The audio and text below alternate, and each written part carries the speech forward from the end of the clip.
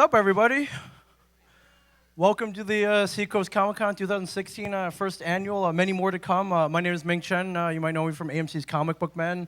I'm sitting here with an amazing writer, creator, creator of Well, let's not get carried an away. amazing comic book called Unit 5. Not only that, but he's a Kittery native, correct? That's right. Yeah, right down the street, a mile away. Yeah. And you're one of the co-runners of this convention. Yeah, I was actually in here shooting hoops one day, and figured I needed a location to do a con. I wanted to do a con for, 5 years, and had looked at a bunch of other locations, and like I said, was in here shooting hoops, and I was like, this can work. So, what you see today is about 6 months worth of hard work by myself and Steve Workman. So it's been fun. Yeah, it was worth to see all you guys coming out here. And your perfect location is always the one right underneath your feet. Exactly. Yeah. It's always the one. Great space. Right off the highway. Right off the highway, and we have this amazing theater. So Yeah. thank you guys for coming. I know it's a little early on a Sunday morning, but yeah, we have some fun. I'd like to talk a little bit about your amazing book, and if anyone has any questions for me, I guess I'm here. But So I'll give you the quick. what's the elevator pitch? The elevator pitch. Well, I gave it to you in 2012, and that was what was interesting. Decided to write the book. I wrote the book as a promotion for a car company called Scion, and we went to New York Comic Con. Many of you if you don't know the book, it's about 5 characters connected to 9/11, and they personally impacted by 9/11. So we write this book as a promotion for Scion, and being the sensitivity of the issue 9/11, we had no idea what the fans in New York were going to say. So a little bit nervous, a little apprehensive. We go into New York Comic Con, and it turns out the New Yorkers love it. Even though the book was horrible. I mean, it was a work in progress. It was the first book I had ever written and the first book I ever produced. And we were obviously self-published at the time. So we go to New York Comic Con, and myself and my cohort at the time, we felt like we had something, but didn't know what to do with it after this kind of promotion was over. And actually on a trip to New Jersey is where I decided, we were like, well, we're going to go to Kevin's shop, the Stash. And we walked into the Stash with this, I'll call it a rag now, but issue number 1. And Don't be so modest, my friend. You came in. I mean, it was a fully published book, full color. It looked amazing. I know you may have had issues with some of the story. right. Maybe it was not honed to what you would have considered perfection. Right. But I mean, you definitely had something there that attracted us. Mike Zapsik and I, who's on Comic Book with me, also do a podcast called I Sell Comics, and we wanted to talk to you about this. I mean, it was a very extremely interesting story. I want to rewind a little bit though. So Scion, right. wanted this book as a promotional item. Right. Did they come to you? Did you go to them? I find that interesting because 10, 20 years ago that would have never happened. Right. Where a car company would have Corporate sponsorship. But the funny thing is that everybody's involved in it now, right? You have Bumblebee, you've got, most recently, Civil War, Yeah. Audi. Yeah. You're right. So prior to that, Audi with pretty much all the Marvel movies. If Tony Stark wants a cool car, it's it's an Audi R8. right. It was very taboo. I think you're right. And it was funny because we were doing, so the backstory to that is we were doing some promotions for Scion, the New York region, and they have a dealer there called Scion of Manhattan. Is that your background, marketing? Yeah, marketing. Okay, that's what you were doing. Yeah, Okay. I was doing that, and we're obviously we're in Manhattan and Hell's Kitchen, where a lot of superheroes come from. So it's weird. Daredevil for yeah. one of them, Luke Cage. Yeah. Jessica, you name it. Yes. Yeah, so it's kind of weird, but I had done, basically, it was at the same time The Dark Knight Rises was coming out. So that was early summer 2012. I believe so. Yes. So Dark Knight Rises comes out, and the Scion manager for the New York region said to me, hey, I bought a bunch of media or advertising for Dark Knight Rises in the New York metropolitan area, and I bought a bunch of movie tickets. I want you to do something with these movie tickets. So long story short is we created this promotion, which was meet and greets with the Dark Knight Rises cast. I am the kind of leader of my crew, so I was like, I'm going to be Batman. Well, bought a $600 bat suit and 95-degree weather, and almost died that day. So we do this promotion, and I love that. Remember when we were little kids? We're like, I'm Batman. No, I'm Batman. Exactly. And now you just went up. Like even as adults, you're still. I was you Batman. Still got to be. Well, Alex was shorter, so he was a better Robin. height should have nothing to do with whether or not you want to be Batman or not. But I love even in adulthood, like Yeah. you have to pick. Well, that was you a have to be mistake. a dork and pick the coolest character. Of course. I'm sorry, I just derailed you. Continue your I know I story. should have been the Joker, so we do this promotion and people show up in droves. I had connected us to Midtown Comics and basically, I mean, hundreds of people showed up for these meet and greets, and it was actually on. So I it was 3 days of that in the heat, and it was on the ride home from this promotion, and I look at Alex at the time, who's my partner in crime there, and I'm like, dude, we're gonna write a comic book. And he's like, you're gonna write a what? And I'm like, yeah, I'm gonna write a comic book. And because Alex was kind of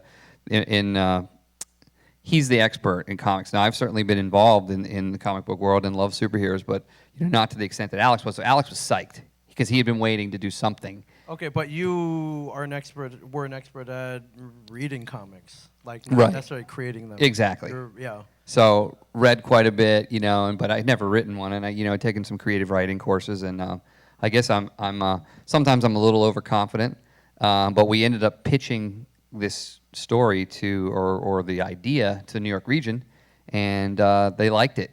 So the guy that was there at the time, he actually did go out on a limb because every day it was, I'm dealing with a Fortune 500. He's dealing with a Fortune 500 company as the manager of the New York region, which was a huge region for them, and he really went out on a limb to support this thing, and they spent a lot of money to launch it in New York City.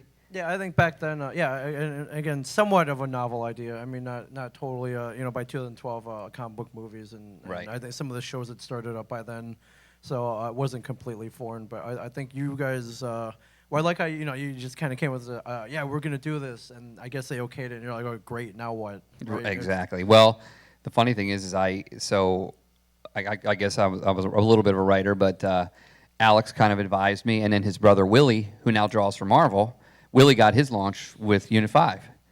We hired. I'm like, who's gonna draw this? I'm like, well, your brother's gonna draw it. He's never drawn a comic, but he could draw, but he had never drawn. Right. And now he's a Marvel artist. Now he's a Marvel artist. So you know, Unit 5 has done some pretty cool things. That being one of them. He launched his career. He draws.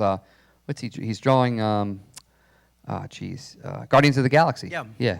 And there's something else too. I don't know what it is. There's a recent something recent he's now drawing. So he's come quite a long way. Yeah. Now to connect this back to Scion, the plot of your book concerns So- five members. Right. Of Five members, all from the 5 boroughs of New York. And at the time, I got the 5 from there was 5 Scion models at the 5 cars. So what I did was I took the number 5. I like the number 5 anyway. It works. If you ever see me, this is my symbol here. This is the Unit 5 gang symbol. So 5 cars, 5 characters from each of the 5 boroughs. I mean, the 5 thing just worked. And scarily enough, I don't even know if you know this. This logo I had. I'm kind of a serial entrepreneur, but I had this logo as a clothing company. It was kind of a surf, skate, snowboard clothing company in 1993, and I was like, I saw the T-shirt in my drawer that one day while I was doing this, and I was like, that's it, Unit 5. So way to recycle, my friend. yeah, Way to be, so way I to be did. green. I brought it back. Nothing ever gets thrown away. Yeah, no, it was pretty weird. And then so that's kind of how it's gone. Now the book now, if you guys will read it, it doesn't have 5 cars anymore. Scion has now been rolled into Toyota. So there's one car that is connected to one of the characters, Drift. That's the car that's sticking around. It's going to end up being called an 86. So it's the Scion FRS will now be the 86. So the rest of the other Scion models are gone from the book. Now the 86 is kind of our Batmobile. If you guys walked in, you got to see the car It's outside. right outside. That's the the matte car. black. It's pretty sweet. Yeah, these guys drove up. Actually, MB here, and they drove up with their car right here in the front row, and were kind enough. And Adam, I don't know where he is now. They brought their car from Pennsylvania. Oh, there, right there. I'm not looking. My peripheral vision's not very good over there. But they drove it up from Pennsylvania, and now we've had when did we 2 years? So for 2 years now, Unit 5's kind of had its own Batmobile, for lack of better terms. That's fantastic. And I think you've kind of made a connection. Most comics, maybe one cool superhero, you have a unit of 5, but you've also connected the car culture into this. So Right. That opens up a whole another audience. Especially me, I'm a big car Right. nut. comes with the Asian genes, I guess. You know, we like to modify our cars, and that Yeah, that's what really appealed to me. And I know you were not really forced, but you know, with the tie-in with Scion, right. you had to incorporate the cars in there. But I think it totally worked out. Yeah, at first I think at first it was that first story was a little forced. Now it's kind of like, and we're trying to figure out where they're going to go with Toyota or Scion now. Right. What was the reception?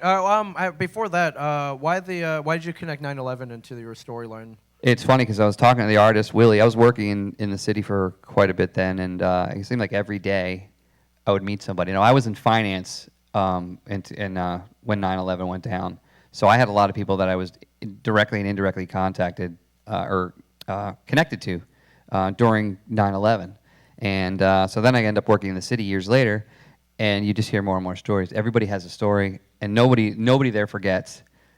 So you know, you can have a normal conversation with a guy on the street, and he'll have some sort of, hey, I remember that day, 9/11. So it was, you know, if you live in New York City, we're all impacted by it. But if you live there and you live that, you hear a lot of stories like the one you were telling me last night, when you know your friends picking up people from the ferry covered with dust and Yeah, I live in New Jersey, right across the bay of the water from New Jersey, and a lot of the Wall Street people work in Wall Street. They live in New Jersey. They would take the ferry over, and on that particular day, you know, the ferry is running free, just bringing people back who were just back home, and they were walking off the ferry covered in soot and dust. You know, from you know, they were directly affected by the bombing. Right. And it was you know, no one was speaking. It was very eerie. it's you know but it's you know that's the other piece of this for me is that it's relevant today, even more relevant. You know, 9/11 happened. Was it 15 years ago now, or 15? Yeah, It's the 15-year anniversary, and you know, terrorism and that sort of thing is it's more relevant now. Yeah, exactly. So the five characters in the comic have they all been affected by 9/11? Is that their main motivation? Yeah, they're all impacted by 9/11 for different reasons. You know, family member or there personally. But that was, you know, that connection. I think back to why I got to that point was all great heroes are born from tragedy. If you think about it, or most of them are, or some sort of tragedy. You know, Batman, Superman, even you know, even Deadpool. I mean, they're all. I mean, they all are. So when I was writing this book, Willie, the artist, is like, hey, you need to give me more. I need more depth of character. And that's when I thought, well, hey, they're all these guys are born out of tragedy. What's relevant? What was relevant to me at that time was all these stories from 9/11, and it just kind of hit me. I was like, 9/11, and that's where I drew that, you know, kind of energy from, and the backstory. What was the reception of that first book when you put it out? It was actually overwhelming.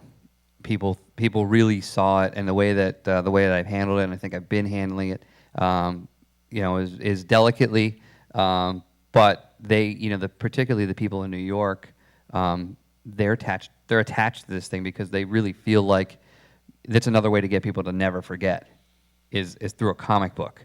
Particularly the way comic books now are in pop culture, which is, you know, where we're going with this thing, is it's got huge potential. I think there's an opportunity to do more. Now, we always tied in a giving back, you know, piece to this. That was the other part. Is for me, I never wanted to, you know, certainly didn't want to use that. Wanted to write a book, but I also wanted to make sure I gave back. I wanted to do the right thing.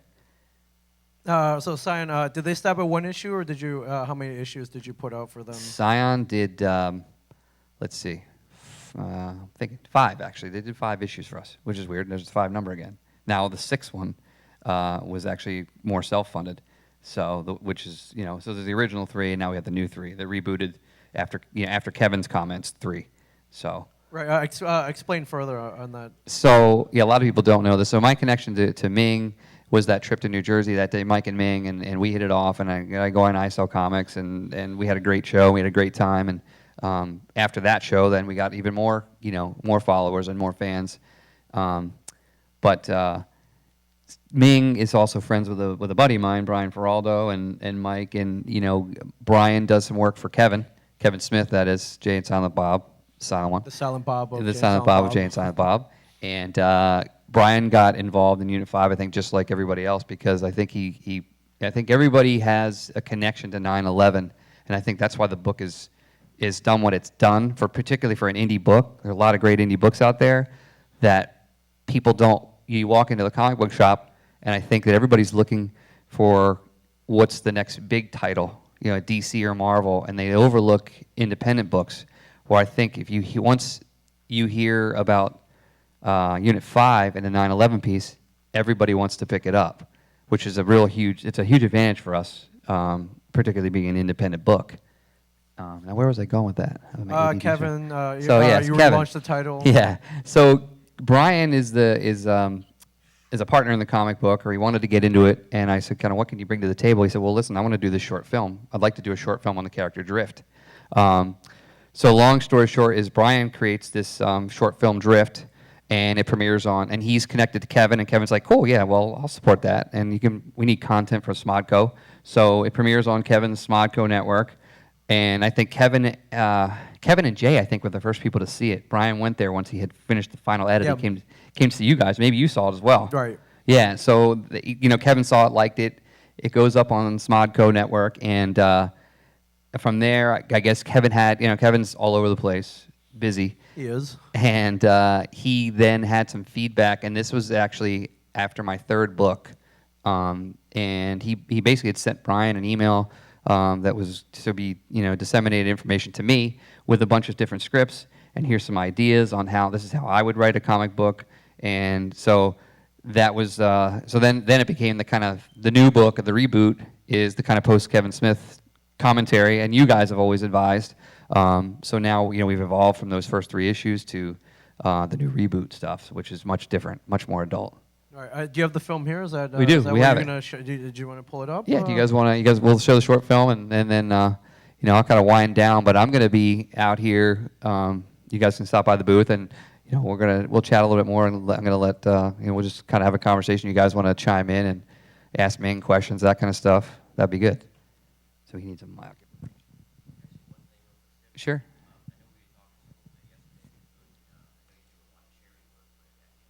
Mm-hmm.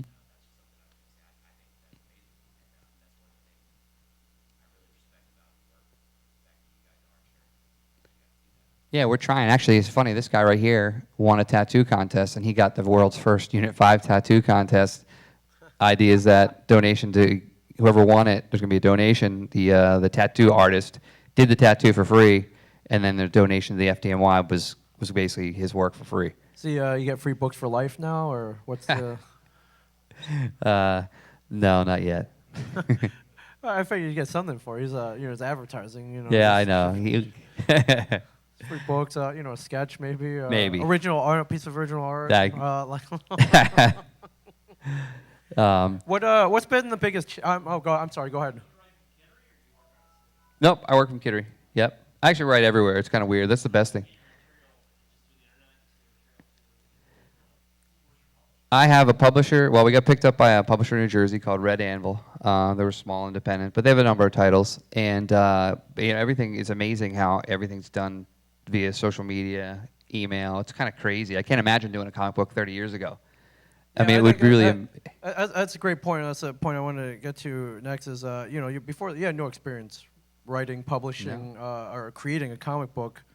And it's pretty easy to do these days. Even if you have a small idea, write it down, put it on paper. You can download simple comic book scripts off the internet, and kind of use that as a model to write. Kevin's wrote a bunch, and I got access to some of his scripts. Like, oh, this is not. It's literally blocks of description followed by some dialogue, and it's the basic outline of a comic book script, and really, you're talking, depending on how long you want to do it, but 28 pages, maybe. Right. It's not a terrible thing to write. If you just have that, all you need is that idea. You can kind of put it down. Yeah, mine are kind of a mess, actually. Yeah, I think a lot of people get caught up. It's like, well, I can't draw. How am I going to Right. create a comic book? But there's so many artists online that are chomping at the bit for an opportunity to turn a script, your script, to draw your script and turn it into a tangible comic book. Right. That serves them several ways. One, they get paid for it. Most Sure. artists charge by the page. Two, they get their work out there. So, and three, they Right. love doing it. So, It's yeah, and yeah. Once you get that drawn out, you can. The artists are really shockingly easy to find. Right. If you can literally just Google and ask them, what their schedule is like. They Yeah. usually charge by the page. For the page, yep. A lot of them do their own inking as well, and if you want to spend the money to color the interior pages, it'll cost you a little more. You can find a colorist. Once you Right. do that, you literally send out, the digital files to.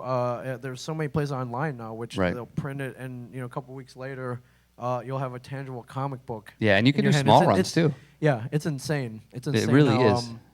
How great it is. Yeah, back. I hate to sound old, but yeah, back in I our can't day. imagine. Imagine I got a fact show. How many Ba- fact show back, over this? Yeah, back in our day, it wasn't possible. Right.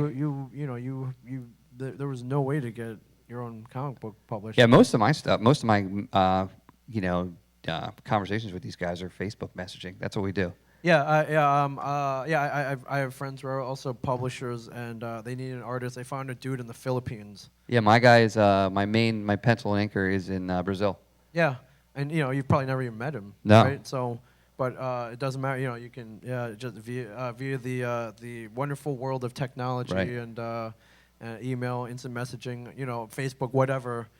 You can. It's you can, crazy. You can communicate accurately what you want. So, Right. Yeah, I mean they. I've got my colorist. So, penciler inker is Brazil, colorist is in California, and the letterer is in New Jersey. Yeah. So Yeah. our point is even idiots like us can create a comic book Exactly.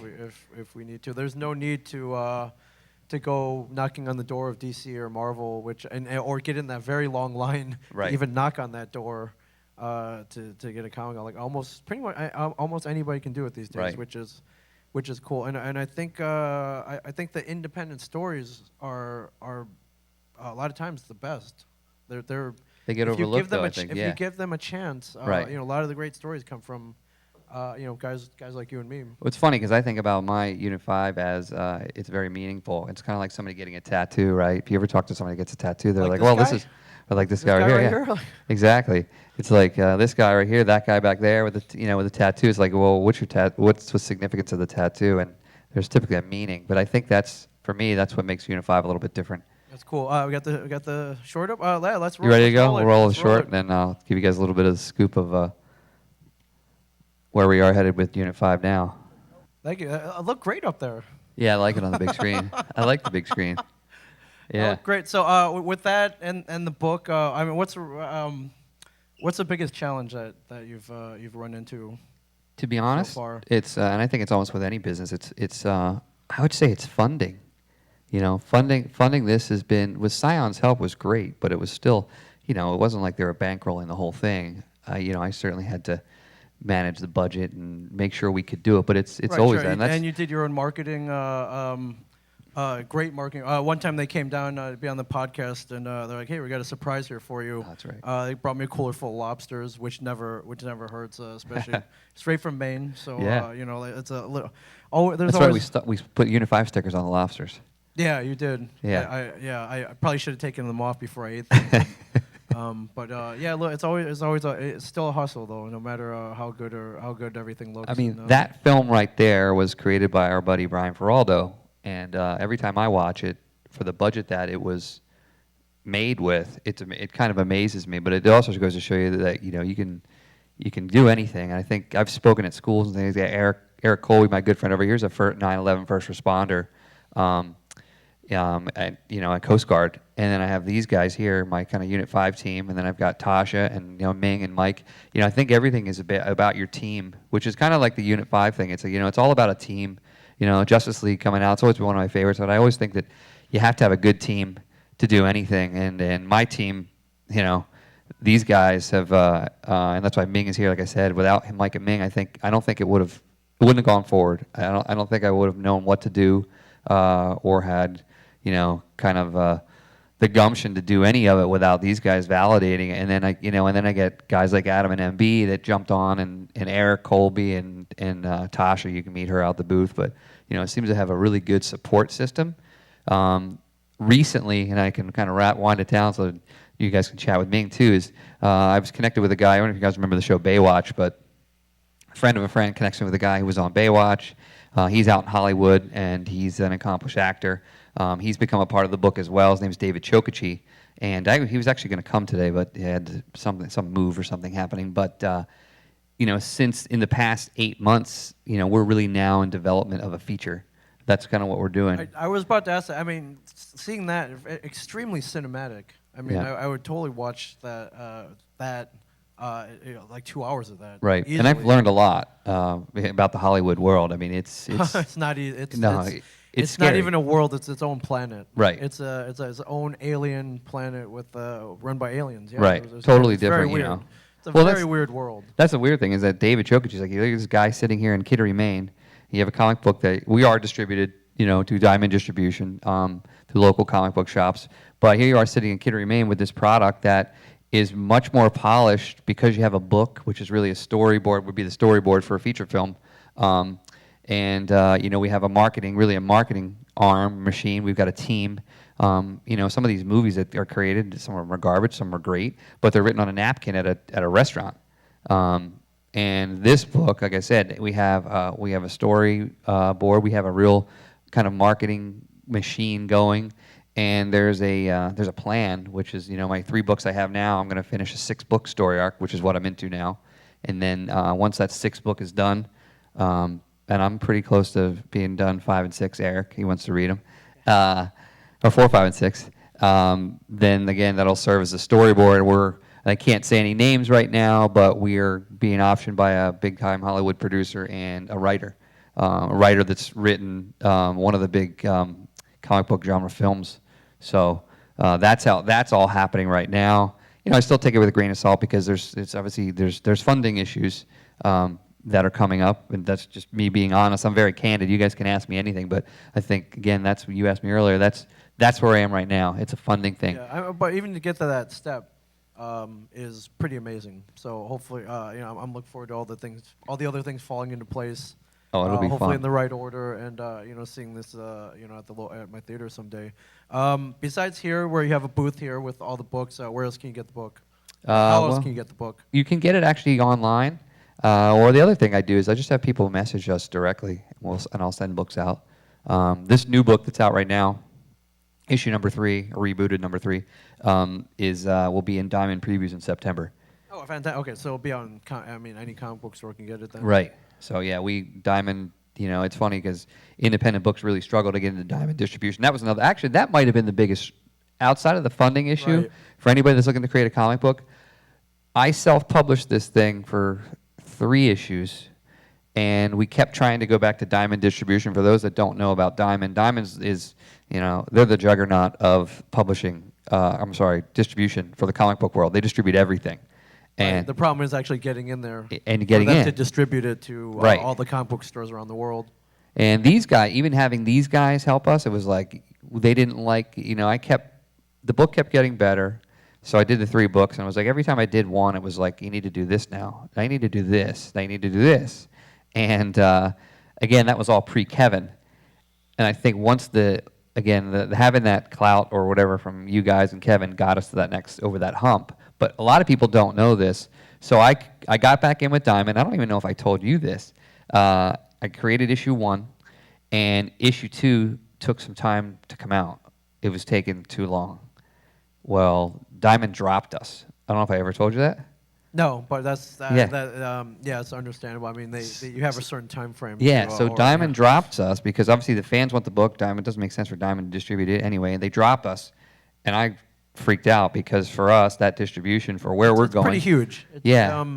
It's like getting your if you have a movie, it's like getting your movie into all the theaters, or or like a couple of them in your local neighborhood. Yeah, so so that's the difference between that. I was in tears. I remember I was in tears that day. I didn't know what to do, but I ended up.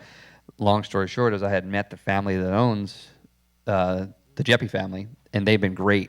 The father, Steve Jeppy, he's kind of a kingpin in the comic book world. I mean, he founded Diamond Distribution. I think.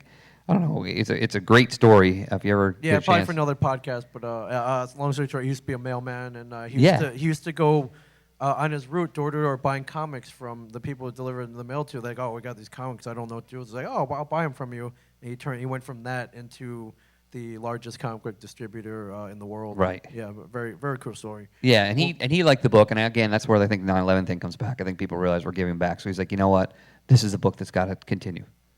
So it's but we've got a lot of things going on, and hopefully it's going to continue. And where's your website? It's, Social media plug away. Social, my friend. well, the biggest thing for us, I mean, Adam, what's the website? Unifiedcomic.com. I know. I just wanted him to say it because I ask him that all the time because my memory is shot. But it's just facebook.com/Unifiedcomic, and then we're on Instagram, Twitter, Instagram, everything. Yeah, we do everything. I'm pretty lazy about Twitter, but Facebook is I'm on there quite a bit, and that's the place to go. I mean, that's the thing is we need to get to critical mass. We need more fans. We have a lot of good fans, but we need more. We're not at 50,000 fans even, which it's kind of funny because every person you talk to about the book, they like it. It's weird. Every time somebody comes up to the booth and I'm like, oh, you heard the book, and then I tell them, and they're like, wow, that sounds great. I'm like, really? You really like it? And they do. So I think that's why we're still here. You got to keep going. Yeah, I don't think I can't stop now. I love it as well. So yeah, you're doing a great job. Thanks, dude. And and we get to do stuff like this. Exactly. Well, you got I don't want to dominate in time, but a lot of people here want to ask Ming some questions and. I mean, I didn't really have anything planned, but I guess we could flip it on. We open the floor. I think we should open the floor because flip it on me. I don't know if anybody had any questions. I don't know if you had any questions. For anybody who watches Comic Man, we are currently we just started about 3 weeks ago. Started shooting season 6, which is absurd because. I mean, it's a show about 4 idiots in New Jersey who 3 of us like comic books. One guy with the beard hates them. Like you put that on paper. Like how's this supposed to work? And then you throw Kevin Smith in there. I guess magic tends to happen. How did I forget? Maybe tell these guys a little bit about how did you meet Kevin? I met Kevin. I've been working with Kevin for 20 years. Shortly after the movie Clerks came out, his old black and white movie set in a New Jersey convenience store, I fell in love with the movie. Like hard. I was working a dead-end job at the time. Like I related very much with the character Dante, and at the same time I was learning. Some dude taught me how to build websites. It was very early, about 1994. So I built a fan website. Did you invent the internet or website? I didn't invent the internet. No, who was that? Al Gore said that back in the day. Yeah, I didn't. That's early for a website, though. It was very. Yeah, it was very. This is way before Google. Yahoo was at its infancy. But I think I needed. I did it for 2 reasons. One, I just wanted to get that fandom out somehow. I wanted a way to express my love for something that I was like. That the movie really touched me for whatever reason. I thought the writing is obviously amazing. Right. The character Jay was funny. I really related with the character Dante. So I just one day I was really bored. You do really great things when you're bored. I was really bored. Went out, made a fan website, and a month later he had happened to be in an internet cafe. Somebody told him about this, and he was like, "What the f is the internet?" He didn't. It was pretty. He didn't even know.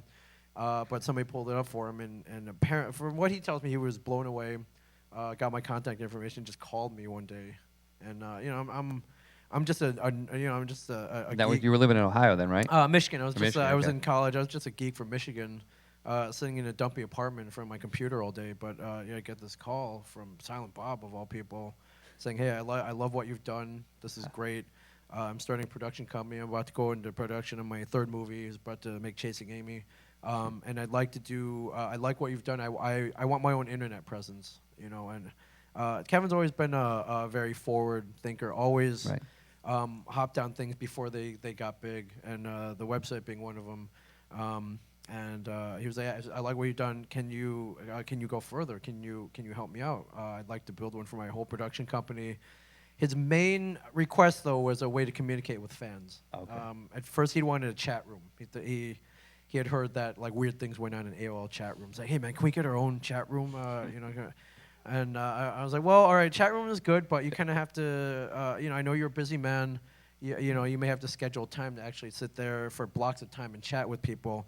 And instead, I came up with the idea: why don't we just put a message board up? People can post questions. You can go at your own leisure. You can answer 1 question. You can answer 100 questions. It's up to you.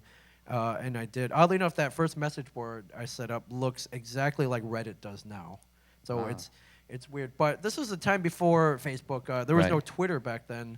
and celebrities or your favorite creators or directors, there was no way to connect with them directly. Right. Other and before that, email was somewhat at its infancy. Right. The only way to ask your favorite celebrity or creator a question was to either write them a physical letter or Right. bump into them somewhere, and that was that how many people get to do that is a very small percentage. Right. Now that so then and then you packed it up and moved from Michigan to New Jersey? I worked with. I worked remotely for. I was doing stuff remotely for a while. I had a different full-time job Okay. in DC for a little bit. He connected me for Ben Affleck for a year. I actually moved out to LA and worked for Ben and Matt for an internet startup that they had Oh, for nice. a while back. They created a TV show called Project Greenlight back in the early 2000s, which actually just came back. So Oh, cool. yeah, I Nice. did that. But then I moved out to Jersey and worked full time. So somebody actually asked me, as I know you and I are friends, what does Ming do on a day-to-day basis? Does he run the shop? Does he what? Can you tell these guys what you do? The word job title, it's a nebulous thing. So I kind of do I do so many things now. It's kind of when you work with Kevin, Right. you're doing. So my main thing off that whole website thing was my main love is graphic design websites. Okay. But that is extended to creating merchandise for Jay and Silent Bob's Secret Stash, flyers, posters, marketing. Huh. But I'm able to do that all based out of the store as well. So I'm in there as well. Yeah, I never know what you're doing when I'm there. I get there and you're doing something. Ming's out back or something. Yeah, but I'm usually if you watch the show, there's a beat up poker table in the back. I'm usually yeah. stationed back there, Right. working as well as and these days it's usually me, Mike, and Walt Right. in the store, running the store on a day-to-day basis. Now, do you as do well. any? So you do. I mean, what are your? So do you do an inventory? I know Mike does all the time. It's mainly All Mike and those Walt. stuff. Yeah, mainly Mike Yeah. and Walt doing the inventory and Right. stuff. I can help. I help out with that as well. But Right. Walt is very. If you watch him on the show, it's kind of like he's got his own method, and don't bother me. Yeah. Like, let me get this. Don't bother me. Yeah. Does anybody in here watch the show? A few of you guys. If you walk in there, I think I went in there for I don't know a year and to see him and Mike, and we're always chatting and we're pretty close. And I go in there and Walt never even looked at me. I was like, he hates Yeah, I me. mean, unless you're buying He- something, yeah. unless you're spending money. Yeah. Yeah, he probably wants nothing to do with you. So. Yeah. No. He's Which yeah. is odd in most businesses with there's the word customer service. That's Right. very unusual. But with Walt, it works. It's I don't know why, but it totally works. And Mike's the friendly. Me and Mike are the more front end customer service. How can I help you guys? And Right. Walt will just if you have a question about a comic book or you need a suggestion, he's Right. He's totally great. No, they're the But- best. I mean, these guys. I think these guys. There's so much knowledge in that place. But a few years ago, you were part of the Cryptozoic Man project, Yes. right? Yeah. So what was your role in I know a little Cryptozoic bit Man? in creation as well. Walt did the art. Brian wrote the story. Me and Mike had some input in on the some of the villains and some of the characters. Not a huge role, but Right. Well, what but- would you say was the biggest challenge with that book? Same thing. It was pitching. It was pitching. We wanted it to be picked up by a major And that was publisher. Dynamite picked you up, yeah, right? Yeah, Dynamite. They're based in New Jersey. Dynamite does a lot of licensed work. Green Hornet, Kato. They did Flash Gordon, Red Yep. Sonja. God, so many titles. And they're a New Jersey-based company, so we went to them first. Thinking, I remember that. Maybe a little hometown discount. There you go. But it wasn't.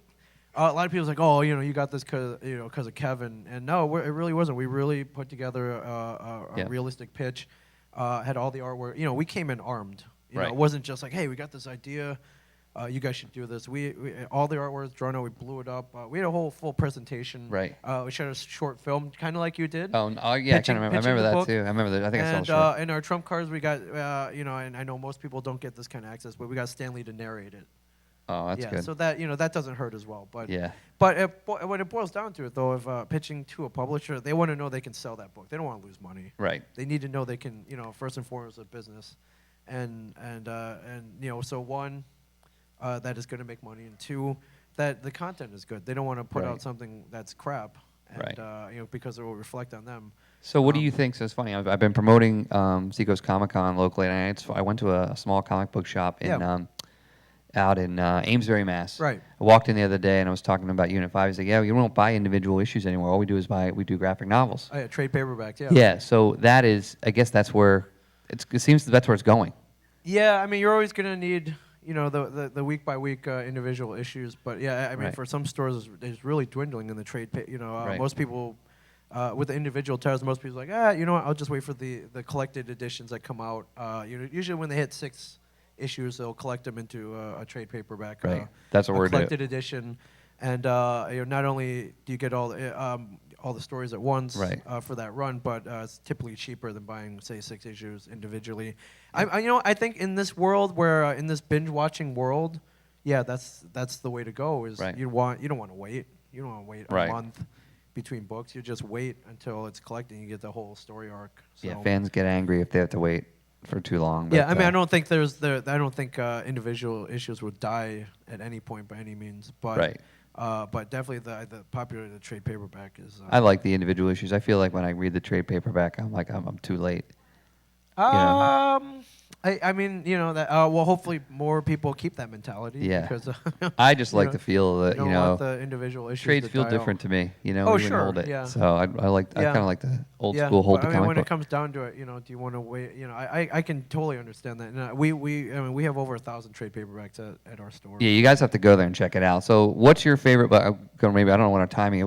Let's see what time it is. We got time. Okay, we got 5-10 time. minutes.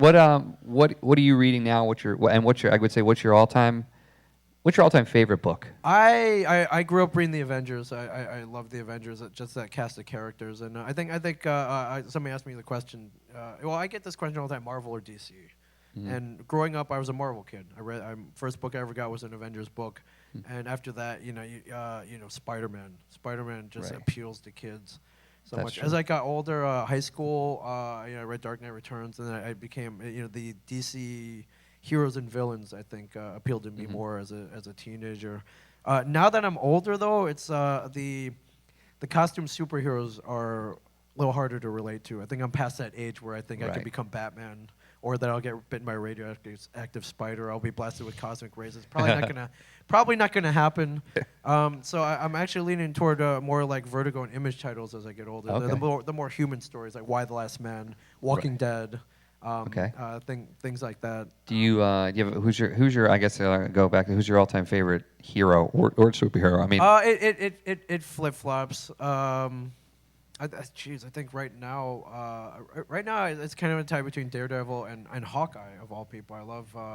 that's what you said I you're love reading that. Hawkeye. Marvel recently started a new Hawkeye run maybe about 3 years ago. Yeah. Written by a guy named Matt Fraction, and he totally nailed the character. So what is it about Hawkeye that you? I think the current Hawkeye, resonates for you? the elevator, the tagline for the Hawkeye run right now is, this Clint Barton, he's Hawkeye in the Avengers. This is what he's doing when he's not in the Avengers. Right. And, he's not, he's just kind of this not regular guy. He's human. He's kind of human, but Humanizes him, right? Human in the fact that he's a dude, but he's always putting his foot in his mouth, and Right. The apartment building he's living in is they're being shaken down by the Russian mob, and he's keeping them at bay and just kind of caring about his neighbors. There's a great issue where they incorporated Hurricane Sandy and him cool. saving a neighbor, Huh. and it just little things like that. Right. The beginning of one issue, it's zoomed in on a bunch of wires, and it looks like he's defusing a bomb, and it actually turns out he's just trying to hook up his Blu-ray DVD player, and he's called Tony Stark over to help him Oh, because nice. he's good at technology. That's like just cool. little touches like that are just That's pretty really cool. amazing. So that's one that I highly recommend. Yeah, I I think was it one of the last movies? I think they showed Hawkeye. They go to like his farm, his hidden farm. It turns out he has a family. Right. That's right. Yeah. And I thought I wasn't a big fan of that, only because if you're a superhero or a spy or you're an elite member of society, fending off the worst terrorists and criminals and maybe even alien elements, the first thing they're going to do is go after your loved ones. And I was like, Right. wow, it's weird. I realize you can't control that. But I mean, that the first thing you do is not make any attachments. I thought, and in the book he doesn't really have any. So, with a few exceptions. Right. And the attachments he does have, he keeps screwing up. So, possibly possibly subliminally because he doesn't want them to get hurt. So Right. I thought, yeah. So Interesting. so All right. the Hawkeye in the comics run right now is the Hawkeye I want to see in the movie movies. someday. That's one title I wish they would make Right. into a movie. So, open it up here. Anybody have any questions for Ming while we're sitting there? If you do, I can bring the mic out. You can No? watch me. You can ask me anything, or no. I'm at the Unit 5 table all day. Yeah, he'll be there hanging out with us. Did you have one?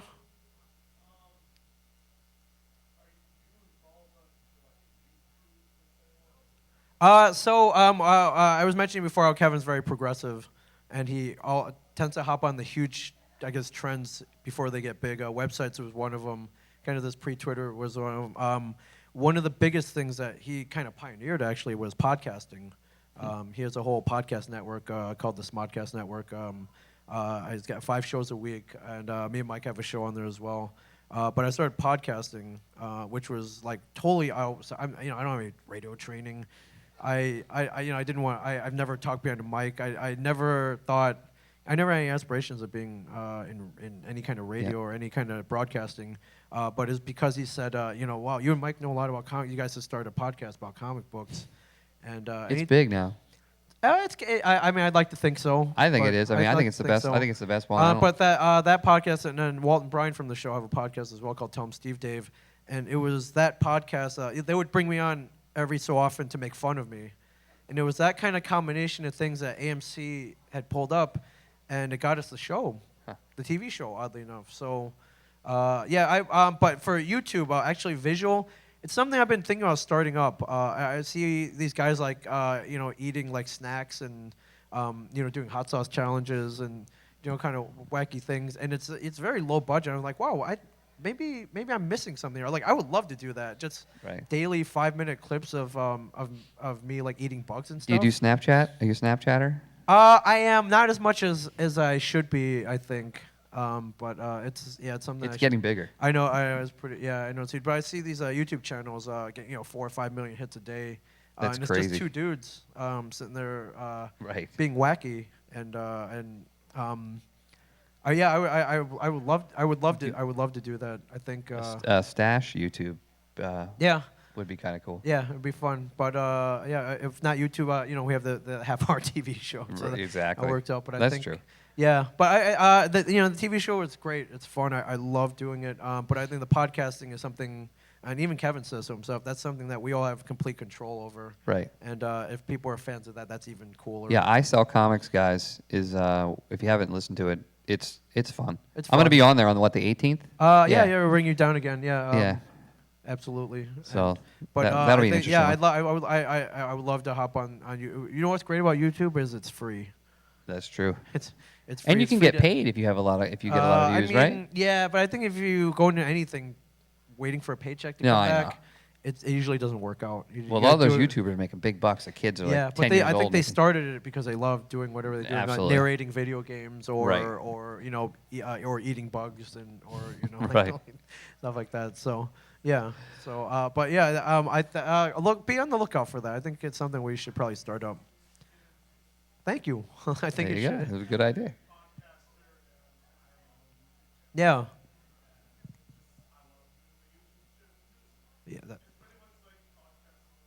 Yeah, with the camera in your face. I think you've just inspired me, my friend. There you go. Thank you very much. You got Catering anything? Maine can do that for people. Yeah, you got anything else? No, I think I'm good. All right. You guys got any questions there? Yeah, we're good. That's yeah, cool. No, we'll be at the there's a Unit 5 table right inside the front, right inside the right door. there. You can't miss us. And Awesome. come by if you want a photo. I got 8x10s. Everything's free today, so. Yeah, well, I got free books. My old issue's free, and then I'm actually selling the other 3 books actually in this arc, or I'm doing 3 for $5. So come check out the table, and thank you guys for. Yeah, sitting seriously, on thank us. you guys for coming. Thank you. Welcome again to the first annual Seacoast Comic Con. Yeah, Congratulations. Yeah, Seacoast Comic Con's going to happen again, so it'll be good. Awesome. Thank you All right, guys. guys, thank Have a you. great day.